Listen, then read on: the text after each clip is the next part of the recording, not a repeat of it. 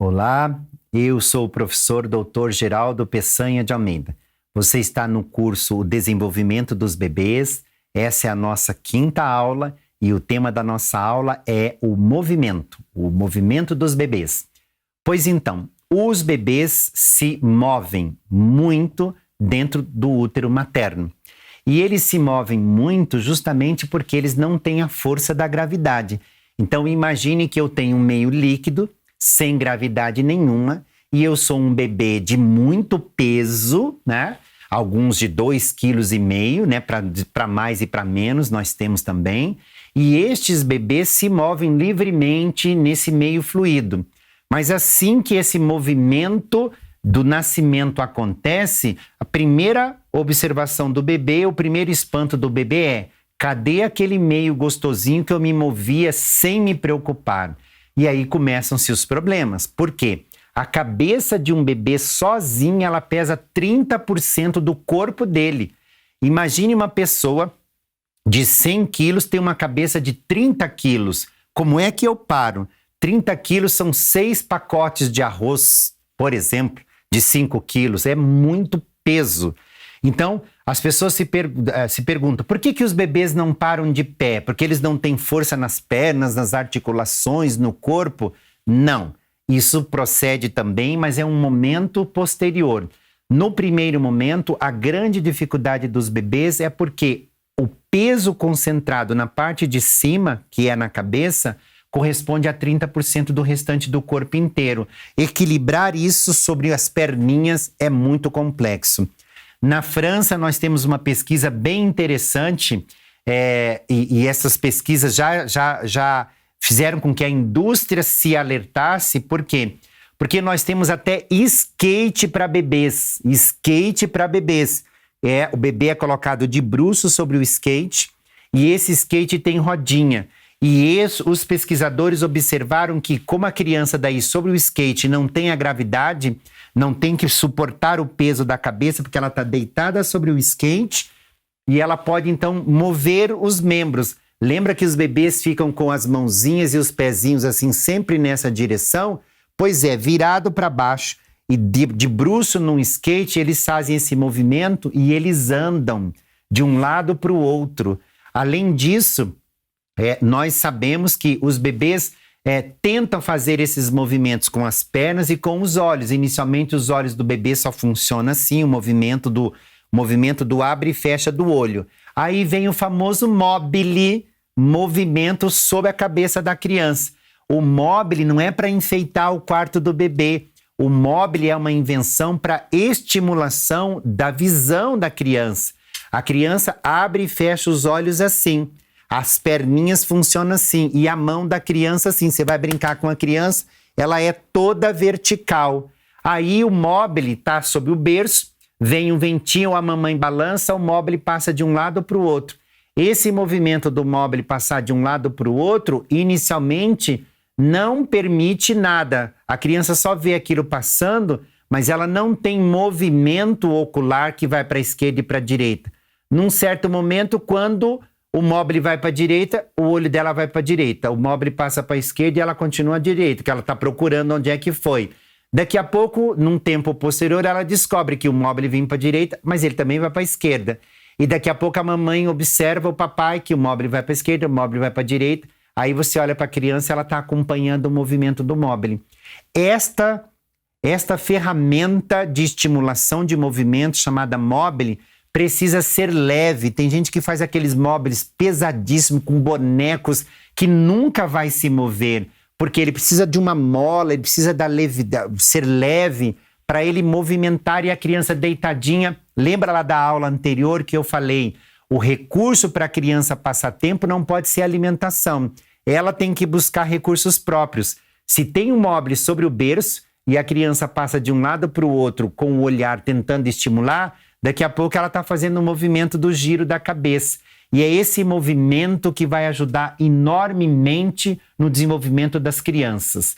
Então, crianças que têm mobile sobre a cabeça já começam o movimento. A partir daí, vem aquelas fases que a criança debruça, ou seja, desdobra sobre a cama.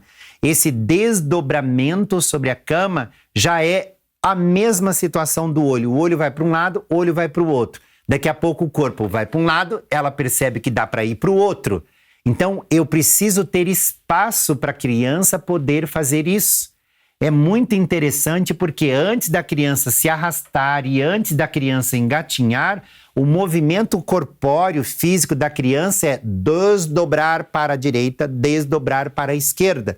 Você pode observar um bebê que muitas vezes ele só desdobra para a direita, só para a direita, só para a direita. E tem outros bebês que só desdobra para a esquerda e só para a esquerda. Então, se eu observei que o meu bebê faz isso, eu tenho que colocar ele na cama ou sob o emborrachado do chão, lá naquele cantinho da parede, para que ele se desdobre para a esquerda, desdobre, desdobre, desdobre e não caia da cama e não saia fora do emborrachado. Mas tudo isso é uma observação da mamãe e do bebê, do papai e do bebê, ou do educador ou da educadora na creche com o bebê. Saber como que aquele bebê tem o seu desenvolvimento motor. Passou isso, então olha o que a gente está fazendo. O primeiro movimento é o olho, que está paradinho, começa esquerda, direita, esquerda, direita. Depois vem o corpo, está paradinho no berço, só movimentando os pés, vem direita, esquerda, desdobramento.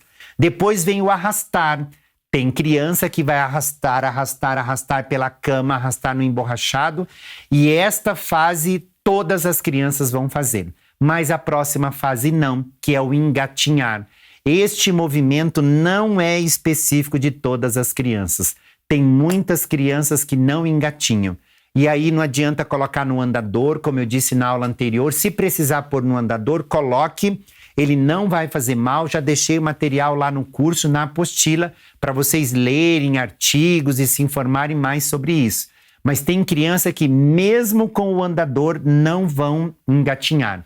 Ela vai arrastar e desse arrastar um belo dia ela segura no móvel e levanta e sai andando assim, cambaleando, mas ela não engatinha. Então, engatinhar não é uma prioridade para algumas crianças ou especificidade de todas as crianças. E aí vem lá, mais ou menos entre 8 e 10 meses. Entre 8 e 10 meses as crianças têm que engatinhar. Se ela não engatinhou com 10, com 11 meses, deixa ela se arrastando ainda, porque muito provavelmente ela vai ser essa criança que não vai engatinhar, tá bem? Tirando, é claro, o fato de algumas deficiências físicas ou motoras aparecerem nas crianças que não vão engatinhar e também vão ter dificuldade dessa postura de pé. Mas, de qualquer forma, é muito bom saber que nem todas as crianças fazem esse movimento, tá bem? Na hora que as crianças ficam de pé, o movimento toma outra forma. E aí a gente tem, assim, essas questões ligadas a como a criança vai colocar o pé no chão, que é determinante. E, obviamente, a marcha, que velocidade ela vai dar nesta marcha. Tem criança que vai pisar com os pezinhos mais abertos, tem criança que vai pisar com os pezinhos mais fechadinhos ou com os pezinhos mais fechadinhos para dentro. De qualquer maneira, cada criança é uma criança. Quando elas engatinham, a maioria das crianças vão fazer isso por mais ou menos 20 semanas, né? 20 semanas, aí a gente tem um período grande desse arrastar para o encaminhar, e aí a gente fica assim, não, mas ele não está andando, não está andando, eu estou preocupada porque ele só engatinha, tenta levantar e está mole. Então veja como que é diferente. Tem criança que vai se arrastar até 8, 10 meses, 11 meses, e dali em diante ela vai levantar e andar. Tem criança que vai engatinhar 20 semanas. Tem criança que vai misturar todos os processos e tem criança que vai retroceder, inclusive. Estava já engatinhando, começa a se arrastar. E tudo isso é diferente de criança para criança. E tem aquele que senta a bunda no chão e vai de pulinho, de saltinho. Calma, deixa, é assim mesmo. Porque ele está testando o corpo. Se você tira a criança e põe de pé ou tira ele e põe em outra posição, não é recurso dele. É um recurso que você está colocando e então ele não fez isso por si só. A busca pela posição de ficar de pé, psicologicamente, é um empoderamento e a criança precisa passar por isso, né? Então temos que dar tempo para a criança. É aí que entra a crítica maior a respeito dos andadores. As crianças que usam andadores, elas não têm, como eu disse, também deixei lá no material, problemas sérios de gravidade muito elevada em relação ao tipo de pisada e à marcha. Mas tem um aumento de acidentes domésticos. Por quê? Isso é sério e isso existe. Então preste atenção. O andador pode sim causar mais acidentes domésticos se a gente não tomar cuidado. Porque o peso da criança está determinado pela cabeça, ele é maior. O peso da cabeça sendo grande e ficando fora do andador e o andador sendo de rodinha, dispara a cabeça e o andador some, deslizando. E aí as crianças batem mais a cabeça, mais os ombros. Então quem for usar o andador precisa tomar cuidado com a quantidade de acidentes domésticos. Se eu tiver quina de imóveis que possam machucar. Este é o único cuidado que a gente tem que ter. Porque as rodinhas e o peso da criança na parte superior faz com que ela tenha muito mais movimentos, tá bem? E aí, por último, nessa questão do movimento, entra as nossas estimulações, que eu vou deixar lá o trabalho de psicomotricidade para com os bebês. Atividade de rolamento, atividade de estimulação, atividade de encolhe, estica. Todos os movimentos práticos para o desenvolvimento do bebê está na apostila que acompanha esse curso, ok? Até a nossa próxima aula.